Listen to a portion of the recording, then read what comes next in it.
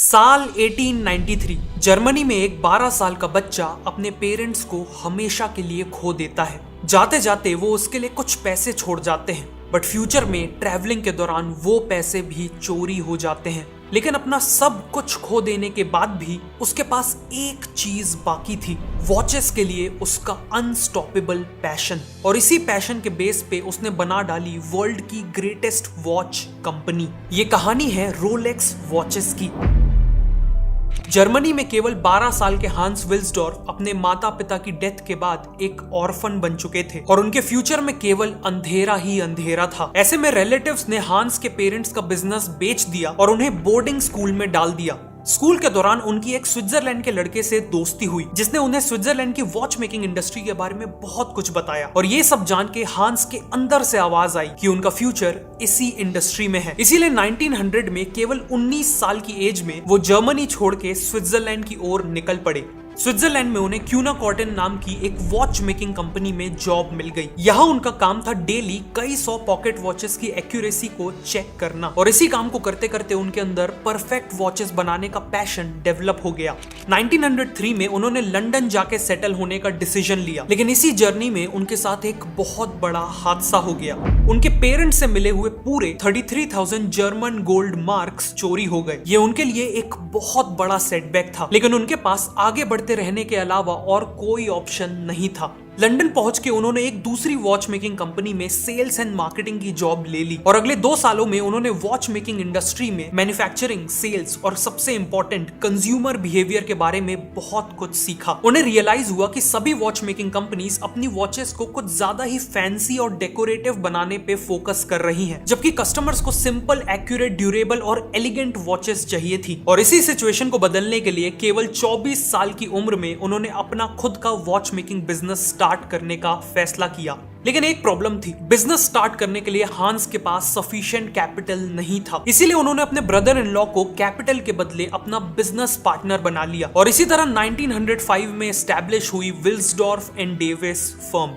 सबसे पहले उन्होंने देखा कि ट्रैवलर्स को एक वॉच कैरी करने की बहुत जरूरत होती है ताकि वो टाइम पे ट्रेन्स या बसेस पकड़ सकें और अपनी डेस्टिनेशन तक टाइम पे पहुंच सकें। इसीलिए उन्होंने स्पेसिफिकली ट्रैवलर्स के लिए पॉकेट वॉच बनाने का फैसला किया। उन्होंने नॉर्मल वॉचेस के कंपैरिजन में इस वॉच का साइज छोटा रखा ताकि ट्रैवलर्स इसे इजिली कैरी कर सकें और साथ में इसका पाउच हाई क्वालिटी लेदर से बनाया ताकि प्रीमियम दिखने के साथ साथ ट्रैवलिंग के दौरान ये टूटे नहीं। उन्होंने इस वॉच का नाम रखा पोर्टफोलियो पॉकेट वॉच और कंपनी के फर्स्ट प्रोडक्ट के हिसाब से ये काफी सक्सेसफुल हुई। इवन दो हांस ने कंपनी की शुरुआत एक पॉकेट वॉच बनाने से की थी, लेकिन वो हमेशा के लिए पॉकेट वॉचेस नहीं बनाना चाहते थे। उनका प्रेडिक्शन था कि फ्यूचर में रिस्ट वॉचेस पॉकेट वॉचेस को कंप्लीटली रिप्लेस कर देंगी। इसीलिए हांस ने अब अपना पूरा focus world class wrist watches बनाने में डाल दिया। बट प्रॉब्लम ये थी कि उस समय के कस्टमर्स रिस्ट वॉचेस को एक्सेप्ट करने के लिए तैयार नहीं थे। उनका परसेप्शन था कि रिस्ट वॉचेस केवल फीमेल्स पहना करती हैं, लेकिन हांस कस्टमर के इसी परसेप्शन को बदलना चाहते थे। 1906 में हांस ने देखा कि ब्रिटेन में दोनों मेल्स और फीमेल्स ब्रेसलेट्स पहनना बहुत पसंद करते थे और यहाँ उन्होंने एक बहुत बड़ी अपॉर्चुनिटी को स्पॉट किया। उन्होंने मार्केट में सिल्वर और गोल्ड रिस्ट वॉचेस लॉन्च की जिनकी स्ट्रैप्स लेदर की नहीं बल्कि गोल्ड और सिल्वर की थी, जो बिल्कुल ब्रेसलेट्स जैसे दिखते थे। साथ ही साथ उन्होंने इन वॉचेस को रिस्ट वॉचेस नहीं कहा बल्कि उन्हें ब्रेसलेट वॉचेस की तरह ब्रांड किया और इसी स्ट्रेटजी के चलते पूरे ब्रिटेन में उनकी वॉचेस पॉपुलर हो गई। इसी दौरान हांस ने देखा कि मार्केट में सभी वॉचेस के ऊपर उन्हें बनाने वाले का ही नाम लिखा होता था, लेकिन अब हांस चाहते थे कि उनकी वॉचेस का खुद का एक नाम हो, एक ऐसा नाम जो इतना शॉर्ट हो कि वॉच फेस पे नीटली फिट हो जाए और किसी भी लैंग्वेज में इजिली प्रोनाउंस किया जा सके। उन्होंने अलग अलग अल्फाबेट्स को कंबाइन करके 100 से ज्यादा नाम बनाए और इसी तरह उनके दिमाग में एक प्लेजेंट साउंडिंग नाम आया। वो नाम था रोलेक्स। 1908 में उन्होंने इसे ट्रेडमार्क करवा लिया।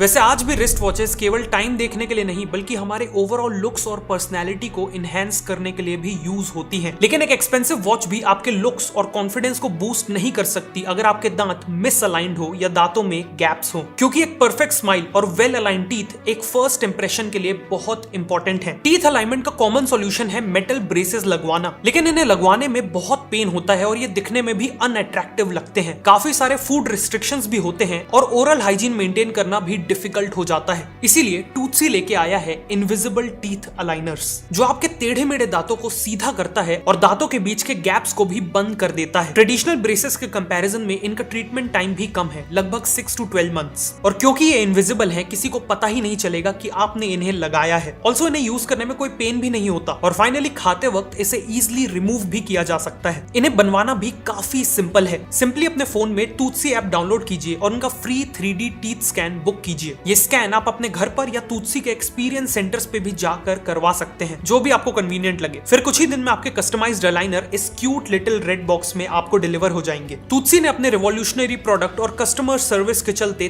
3 लाख से ज्यादा इंडियंस की स्माइल डिजाइन की है, तो रिजल्ट की तो गारंटी है। So click on the link in the description and download the ToothSi app to book your free 3D scan right now. Rolex watches की सेल्स तो काफी अच्छी थी, लेकिन उनकी एक्यूरेसी की प्रॉब्लम अभी भी पूरी तरह सॉल्व नहीं हुई थी। एक्चुअली रिस्ट वॉचेस के मूवमेंट्स काफी छोटे होते थे, जिस कारण कोई भी एक परफेक्टली एक्यूरेट मूवमेंट बनाने में सक्सीड नहीं हुआ था। 1910 तक हांस अपनी वॉचेस के मूवमेंट्स को स्विट्जरलैंड से इंपोर्ट करते थे, लेकिन अब हांस ने अपना खुद का मूवमेंट बनाने का ठान लिया। उन्होंने अपने आप को हॉरोलॉजी की पढ़ाई में डुबा दिया, पूरी दुनिया के एक्सपर्ट वॉचमेकर्स के साथ मीटिंग्स की और खुद को मूवमेंट्स का एक्सपर्ट बना लिया और फिर डेवलप किया अपना पहला wrist watch movement 15 line calibre 200।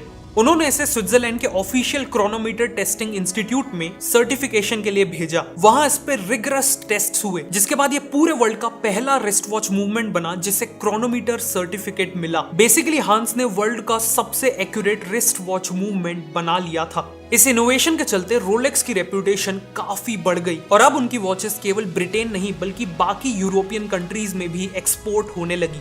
1914 तक हांस ने ब्रिटेन में विल्सडॉर्फ एंड डेविस के मल्टीपल ऑफिसेस सेटअप कर लिए थे। 60 से ज्यादा एक्सेप्शनल लोगों की टीम भी तैयार कर ली थी और बिजनेस लगातार ग्रो हो रहा था। लेकिन फिर एक मेजर इवेंट ने उनकी ग्रोथ स्टोरी में ब्रेक लगा दिया, वर्ल्ड वॉर 1। वॉर का खर्च निकालने के लिए ब्रिटिश गवर्नमेंट ने वॉचेस पे 33% की एक्सपोर्ट ड्यूटी इंपोज कर दी, जिस कारण रातों रात फॉरेन कॉम्पिटिटर्स के कंपैरिजन में रोलेक्स के प्राइसेस 33% से बढ़ गए और उनकी सेल्स क्रैश हो गई।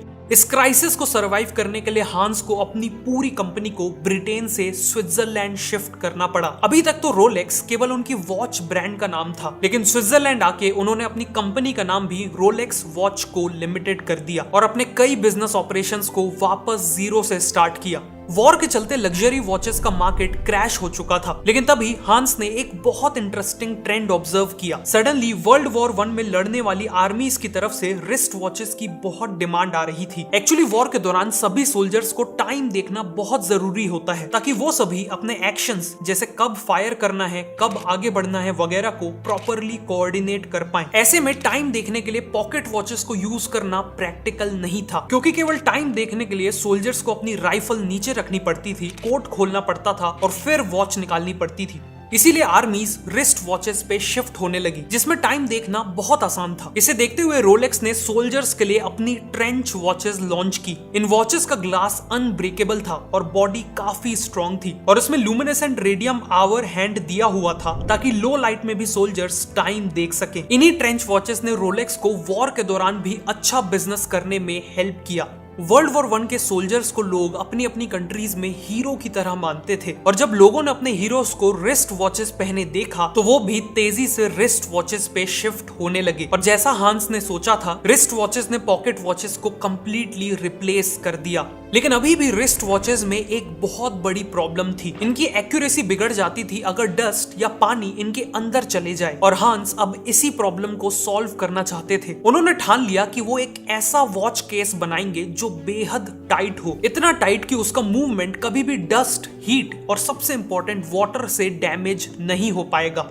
हांस ने देखा कि अभी तक सभी वॉचेस एक स्नैप ऑन मैकेनिज्म से बनाई जाती हैं, मतलब वॉच के कंपोनेंट्स को सिंपली एक दूसरे के ऊपर फिट करके असेंबल किया जाता है, उसी तरह जैसे एक टिफिन बॉक्स को असेंबल किया जाता है। लेकिन इसी कारण वॉच में छोटे छोटे गैप्स रह जाते हैं, जिससे डस्ट और पानी अंदर चला जाता है। इसीलिए रोलेक्स ने पहली बार स्क्रू ऑन मैकेनिज्म के साथ एक वॉच केस को डिजाइन किया, जिसमें वॉच कंपोनेंट्स में ग्रूव्स होते थे, जिस कारण ये आपस में फिट नहीं बल्कि टाइटली स्क्रू हो जाते थे। साथ में हर इंपॉर्टेंट पॉइंट्स पे रबर की रिंग्स होती थी ताकि बचे हुए गैप्स भी फिल हो जाएं। फाइनली इस वॉच का वाइंडिंग क्राउन एक सबमरीन के हैच की तरह पूरी बॉडी को आपस में टाइटली सील कर देता था।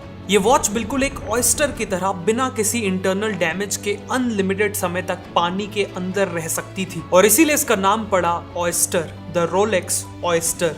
1926 में लॉन्च होने वाली ये वॉच रिवॉल्यूशनरी थी और इसीलिए इसे प्रमोट करने के लिए भी रिवॉल्यूशनरी मार्केटिंग की जरूरत थी। हांस को पता चला कि मर्सिडीज ग्लाइड्स नाम की एक स्विमर है जिनका क्लेम था कि इंग्लिश चैनल को तैर के क्रॉस करने वाली वो पहली वुमेन थी, लेकिन कई लोगों ने उनके इस क्लेम को झूठा ठहरा दिया था। इसीलिए उन्होंने खुद को साबित करने के लिए डिक्लेयर कर दिया कि वो फिर से इंग्लिश चैनल को क्रॉस करेंगी और इस बार पूरी दुनिया की मीडिया के सामने। हांस ने मर्सिडीज को कांटेक्ट किया और उन्हें पहला रोलेक्स ब्रांड एम्बेसडर बनने का ऑफर दिया। रोलेक्स ऑयस्टर की वाटरप्रूफ कैपेबिलिटीज को प्रमोट करने के लिए मर्सिडीज अपनी स्विम के दौरान वॉच को अपने नेकलेस में अटैच्ड रखने वाली थी। उनके अटेम्प्ट की शुरुआत काफी अच्छी हुई और करीब 10 घंटे तक तैरने के बाद उन्होंने इंग्लिश चैनल का करीब 80% डिस्टेंस कवर कर लिया, लेकिन अनफॉर्चुनेटली उसके बाद वो एग्जॉस्ट हो चुकी थी, इसीलिए उन्हें तभी ही रेस्क्यू कर लिया गया। उनकी स्विम तो सक्सेसफुल नहीं हुई, लेकिन रोलेक्स ऑयस्टर को जब चेक किया गया तो वो परफेक्टली वर्किंग कंडीशन में थी। अनसक्सेसफुल अटेम्प्ट के बाद भी मर्सिडीज ग्लाइड्स अपने एफर्ट्स के चलते चारों तरफ पॉपुलर हो गई और उनके साथ साथ पॉपुलर हुई वर्ल्ड की पहली वाटरप्रूफ वॉच रोलेक्स ऑयस्टर। हांस ने मर्सिडीज और रोलेक्स को अपने एड्स में भी एक साथ दिखाया। इसके अलावा हांस ने रोलेक्स के सभी रिटेलर्स के पास ऑयस्टर को एक फिश टैंक के अंदर रखकर डिस्प्ले किया, जिसमें रियल फिशेस भी होती थी। 1928 में उन्होंने मिस एवलिन ले नाम की टॉप ब्रिटिश एक्ट्रेस को as a brand ambassador hire किया। इनके एड्स में भी एवलिन ने रोलेक्स ऑयस्टर पहनी थी और उनका हाथ एक फिश टैंक के अंदर था। इतनी यूनिक मार्केटिंग स्ट्रेटजी के चलते रोलेक्स ऑयस्टर के वाटरप्रूफिंग फीचर्स काफी पॉपुलर हो गए और इसने रोलेक्स की सक्सेस को नेक्स्ट लेवल पे पहुंचा दिया। लेकिन जहां पूरी दुनिया हांस और रोलेक्स की तारीफ कर रही थी, वहीं हांस अभी भी सेटिस्फाइड नहीं थे। एक्चुअली उस समय की वॉचेस कंप्लीटली मैकेनिकल वॉचेस होती थी, मतलब इन्हें पावर किसी बैटरी से नहीं बल्कि एक मेन स्प्रिंग से मिलती थी। बेसिकली वॉच के क्राउन को घुमाकर इस मेन स्प्रिंग को टाइट करना पड़ता था। फुली टाइट होने के बाद ये स्प्रिंग स्लोली अनवाइंड होती थी और वॉच के कांटों को चलाती थी। सिंपली स्पीकिंग ये बिल्कुल एक चाबी वाले खिलौने की तरह काम करती थी। इन वॉचेस को हर 2 दिन में वाइंड करना पड़ता था और ऑयस्टर के केस में अगर वाइंडिंग के बाद क्राउन को अच्छे से टाइट ना किया जाए तो पानी अंदर जा सकता था। इसीलिए हांस का अगला गोल था एक फुली ऑटोमेटिक वॉच बनाना। हांस सालों तक इस प्रॉब्लम को सॉल्व करने में लगे रहे और फाइनली उन्होंने इन्वेंट किया परपेचुअल रोटर का। ये बेसिकली एक सेमी सर्कुलर रोटर था जो वॉच के अंदर पूरा 360 डिग्री तक घूम सकता था। ये रोटर मल्टीपल गियर्स के थ्रू मेन स्प्रिंग से कनेक्टेड होता था। डेली लाइफ में वॉच को पहनने वाला जब अपने हाथ या रिस्ट को मूव करता था तब ये रोटर घूमता था, फिर गियर्स के थ्रू ये एनर्जी ट्रांसफर होती थी और अल्टीमेटली मेन स्प्रिंग टाइट हो जाता था। मतलब केवल वॉच को पहने रखने से ही मेन स्प्रिंग वाइंड हो जाता था। ये वॉच ऑटोमेटिकली हमेशा के लिए यानी परपेचुअली चल सकती थी और इसीलिए इसका नाम पड़ा द रोलेक्स ऑयस्टर परपेचुअल। पहले भी ऐसी ऑटोमेटिक वॉचेस बनाने की कई कोशिशें हुई थी, लेकिन रोलेक्स पहला था जिसने इसे इतना सक्सेसफुली बनाया था। परपेचुअल ने रोलेक्स और हैंस विल्सडॉर्फ को वॉच मेकिंग दुनिया का लेजेंड बना दिया था। लेकिन तभी 1939 में एक बहुत बड़ी मुसीबत आ गई, वर्ल्ड वॉर 2। वॉर के चलते पूरी दुनिया की सप्लाई चेन डिसरप्ट हो गई और रोलेक्स की सेल्स फिर से क्रैश हो गई। अगले कुछ सालों तक सभी मुश्किलों के बाद भी हांस ने रोलेक्स का सर्वाइवल इंश्योर किया, लेकिन फिर एक और ट्रेजेडी हो गई। 1944 में उनकी वाइफ की डेथ हो गई।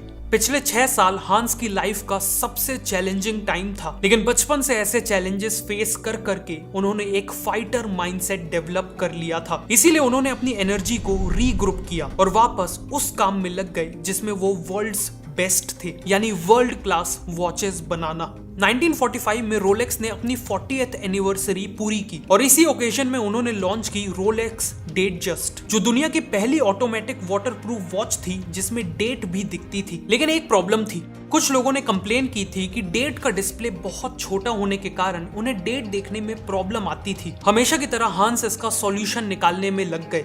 कहा जाता है कि एक दिन उनकी वॉच के ऊपर पानी की एक बूंद गिरी, जिससे उन्हें डेट मैग्नीफाई होकर दिखने लगी। इसी से इंस्पिरेशन लेके उन्होंने डेटजस्ट वॉचेस के ऊपर 2.5x मैग्नीफाइंग ग्लास ऐड करवा दिया और ये प्रॉब्लम भी सॉल्व हो गई। 1960 तक रोलेक्स ने और भी कई रिवॉल्यूशनरी वॉचेस लॉन्च की, जैसे 1953 में रोलेक्स एक्सप्लोरर लॉन्च की, जो बेसिकली माउंटेनियर्स और एक्सप्लोरर्स के लिए बनाई गई स्ट्रॉन्ग और अनब्रेकेबल वॉच थी, ताकि उन्हें वॉच के डैमेज होने की चिंता ही ना करनी पड़े।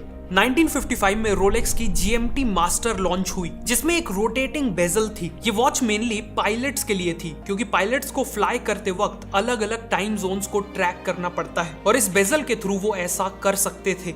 और फाइनली 1960 में रोलेक्स की डीप सी स्पेशल नाम की एक एक्सपेरिमेंटल वॉच लॉन्च हुई, जिसे डीप सी के एक्सट्रीम वाटर प्रेशर को झेलने के लिए डिजाइन किया गया था। 1960 में इसे टेस्ट करने के लिए उस समय के डीपेस्ट नोन ओशियन पॉइंट, जो करीब 11,000 मीटर गहरा था, वहां ले जाया गया था और उतनी गहराई में भी ये बिल्कुल परफेक्टली काम कर रही थी। इसी के साथ रोलेक्स ने अपने आप को वॉचेस के किंग के तौर पे स्टैब्लिश कर लिया था। चाहे माउंट एवरेस्ट की ऊंचाई हो या समुद्र का सबसे गहरा पॉइंट, दुनिया की हर एक्सट्रीम कंडीशन से डील करने की कैपेबिलिटी केवल एक वॉच ब्रांड के पास थी और वो थी रोलेक्स। हांस ने रोलेक्स के साथ वो सभी चीजें अचीव कर ली थी जो कोई और वॉच मेकर सपने में भी अचीव करने का नहीं सोच सकता था। इसी के साथ 1960 में हांस विल्सडॉर्फ ने 79 की एज में दुनिया को अलविदा कहा, लेकिन पीछे छोड़ गए एक ऐसी वॉच ब्रांड जिसने उन्हें हमेशा के लिए अमर कर दिया। ये कहानी थी रोलेक्स की। अगर आपको ये वीडियो अच्छी लगी तो मैं रिकमेंड करूंगा कि आप नेक्स्ट इस वीडियो को देखें और अपना फ्री 3D तीत स्कैन पाने के लिए अभी तूत्सी ऐप को डाउनलोड कीजिए। लिंक नीचे डिस्क्रिप्शन और पिन्ड कमेंट में है।